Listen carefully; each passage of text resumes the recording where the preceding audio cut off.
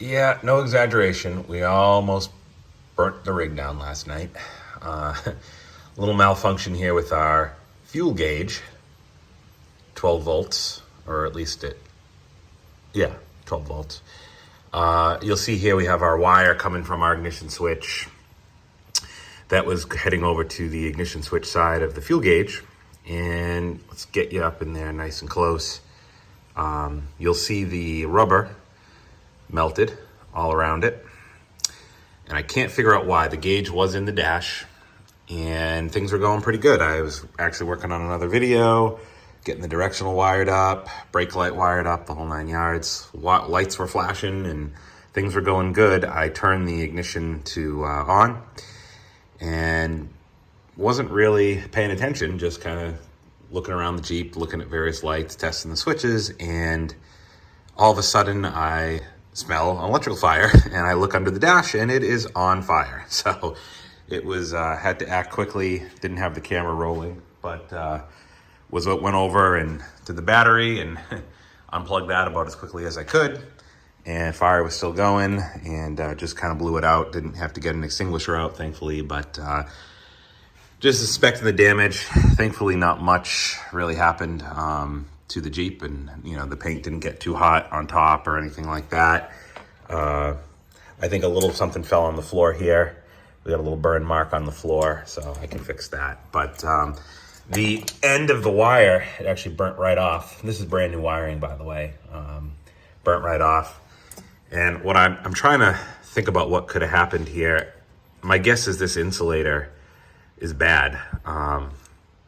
Either that or I had something assembled incorrectly, but from what I could tell, I mean, it's pretty straightforward, not the first gauge I've installed.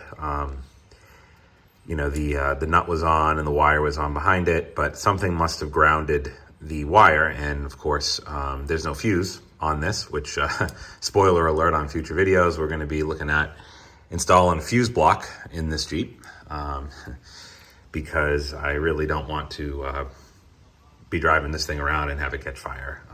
I understand and appreciate the originality, but if there's an opportunity to insert some safeties into the whole equation, why not just do that? So we're not going to rewire the whole Jeep or anything, but we're going to look at some options for how we might integrate some fuses and make things a little simpler. I thought this would be a good time to compare some gauges. So this gauge, I ordered this. Well, I bought this gauge a couple of months ago on the Evil Bay. And I had the green surround to it, and I painted it black to match all the other gauges. Painted all the gauges black. They all were different colors.